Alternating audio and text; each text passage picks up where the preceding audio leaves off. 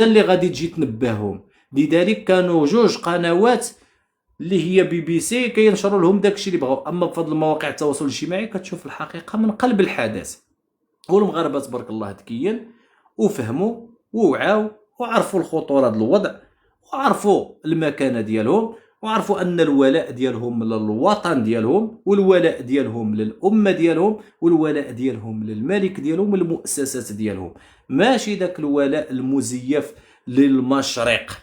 فماذا فعل المشرق باهل المغرب؟ والو، ما فعلوا والو.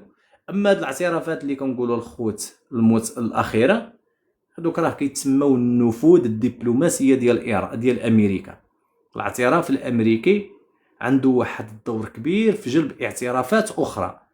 لذلك امريكا عندها نفوذ دبلوماسيه، ما يمكنش شي دوله غادي ترفض الطلب ديال امريكا. لذلك راه مرغمين لا ابطال، راهم ما يكرهوش يقسموك ويقزموك، ولكن قدام الغرب ما يقدروش يديروا قدام امريكا حتى حاجه. وهذا الشيء اللي قلت لكم راه بان الخبث ديالهم غير في القضيه ديال سبته ومليليه اللي كان التوجه ديالهم واضح تجاه اسبانيا، وبان المكر ديالهم في كاس افريقيا، وبان في عده مواقف اللي كنلقاو الغدر. قطر كنلقاو مجموعه من الدول اللي هما زايدين غير مرغمين لا ابطال. وهذا علاش قلت لكم مغرب اليوم ليس هو مغرب الامس. وتحالفات الغدر كيفتكوا بالدول العربيه، وراه هذا المخطط ديال التحالف الثلاثي انا كنقولها لكم، انا ما عندي تا ولا لشي جهه، كنقول الواقع. هذا التحالف الثلاثي اللي تكلم عليه الملك محمد السادس، تحالفات الغدر، هذا التحالف الثلاثي تفكيك لتحالف مجلس التعاون الخليجي. ومني غيتفكك اسرائيل ما يمكنلهاش انها تدخل الدول العربيه الا من خلال تفكيك تحالفات عربيه قويه. اذا السعوديه كما غدرت في عاصمه الضباب الدوله العثمانيه، تغدر اليوم مع تركيا ومع باكستان الدول العربية من أجل تمكين إسرائيل من النظرة التوسعية ديالها، إسرائيل الكبرى. وأنا قلت لكم راه الهدف ديال إسرائيل هو مصر. اليوم هدفها هو سيناء. وهنا نقول لكم بانت واحد العلامة وواحد البادرة، أن الصين كانوا عندها واحد السفن كيمروا من قناة سويس، اليوم وقفت داك السفن لمدة 6 أشهر وحولت الوجهة ديالهم، وغيبقاو يخرجوا على القطب الشمالي أي على روسيا، وغيدوزوا عن طريق البحر الأسود. لذلك 6 أشهر أنا كنقول هذه بادرة. هذه الصين من ضمن الدول ديال صناعة القرار، فهمتي، ديال صناعة القرار. هذا اسمه تهريج ليس قراءة طرمبية جدك. سير اخويا بعدني الله يتوب عليك، هذا اسمه تهريج ليس قراءة طرمبية جدك. شنو الهضره كي داير؟ روح اصاحبي روح. ما عرفتش منين كتجيبوا هاد الافكار. لا طرمبية جدك، قلنا طرمبية جدك هي خرا مغربي انت، والله تتحشم تكون مغربي. طرمبية جدك. قلت لكم الخوت هاد القضيه ديال هاد السفن، هادوك الدول راهم كيصنعوا القرار. ما غاديش تجي تقول لك حرب ولا شي حاجه غتكون على مصر ولا شي حاجه غتكون في مصر وداك قناه السويس غتغلق ولا. بغيروا وجهه السفن ديالهم، قال لك حقا غير تغيير موسمي، ماشي دائم، مده 6 أشهر. يعني هما كيديروا احداث استباقيه، ماشي تنطيحوا في الزلاعات ديك الساعات غادي اش كيقولوا العاد غادي نوليو ناخذوا قرارات. وهذا هما كيديروا نظره. يعني هذوك الناس كيعرفوا شي حوايج، المخابرات ديالهم هما اللي كيصنعوا القرار اصلا. داك هاد الخبر هذا ديال هاد التغيير لوجهه هاد السفن الصينيه، انا وليت كنشوف فيه حاجه واحد، والعلم لله.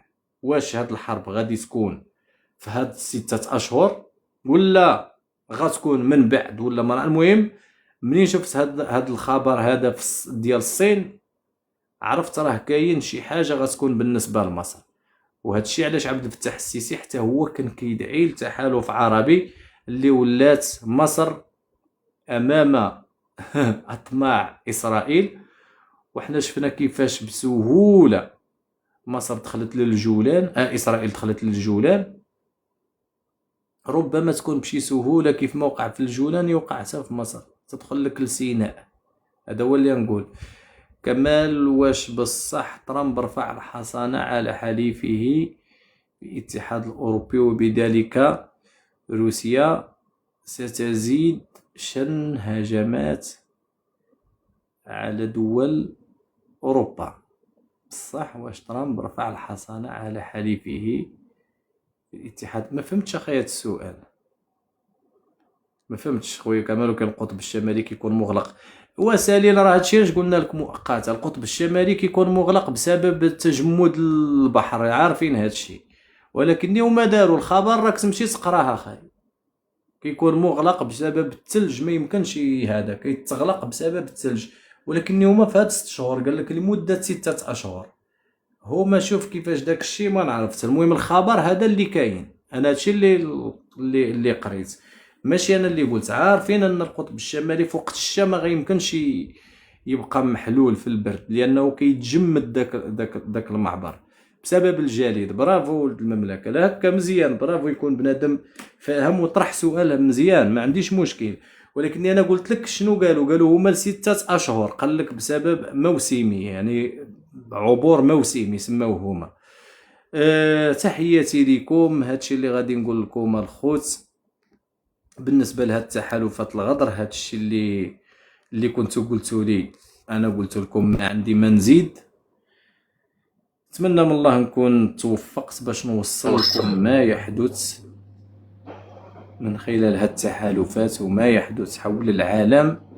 وربما نكون قربت لكم الصورة شي شوية على البلاد ديالنا وعلى ما سيحدث. هذا هو اللي غنقول لك. تحياتي لكم الخوت اللي على قناة كمال أمير فاسي. بتربية الملوك، تربية الملوك ناس عطاونا شي حملة تكبيس أخيرة. حتى الطريق البحري مختصر، وروسيا عندها كاسحات الجليد النووية وتوفير الوقود. هاني بن خليفة القعاني. السلام عليكم. عليكم السلام. كيف الحال لونا؟ بخير؟ بخير صافا هاني. الحمد لله، بارك الله فيك. انتي مزيانة؟ صافا الحمد لله بخير. ما يركب يا بنت الحلال الصوت مع الشكل ابدا ما يركب. وحاولت اني احاول اني اسوي نفس الصوت بس مش ضابط معي. يلا كبسوا لنا الخوت. بس كيف يسوون الصوت هذا مال الضحك؟ كمال، في واحد البارتي في اللايف كتبقى تضحك، كدير واحد الصوت ديال الضحك. كيف كديروا ليه؟ دابا داك الميزاجور داروه، صبر نقلب عليها ونشوف. انا كنت عارفها ولكني دابا دار الميزاجور. انا نوريك. مجالات حسابات مقسومة. دابا دارو غنبركو على القلم. غتبركي على القلم وغادي تلقاي مؤثرات صوتية تما كاينة واحد الدبدابات، لقيتيهم؟ دوكي عليهم